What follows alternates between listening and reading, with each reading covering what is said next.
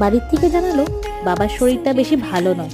তাই আমি আর বর বেরিয়ে পড়লাম হায়দ্রাবাদের উদ্দেশ্যে। সেখানে পৌঁছে AIG হসপিটালের পাশে একটা হোটেলে রুম নিয়ে নিয়েছি। মা আর বাবা আসাম থেকে সেখানে ডিরেক্টলি এসেছে। ডক্টরের সাথে পরামর্শ করা হলো, আর ডক্টর বলল যে বাবার গোল্ড ব্লাডার স্টোন আছে, অপারেশনটা করতেই হবে। আর তাই বাবার প্রচণ্ড বেশি পেটে ব্যথা আর ভমিটিং হচ্ছে।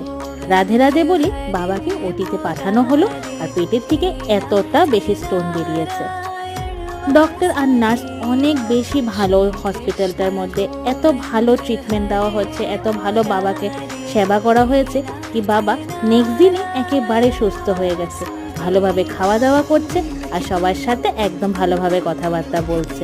এত ভালো টেক কেয়ারে বাবা নেক্সট দিন থেকে হাসি হাসি মুখে একদম চলাফেরা করছে। তাই জন্য নেক্সট দিন ডিসচার্জ নিয়ে আমরা বাড়িতে ফিরে আসলাম।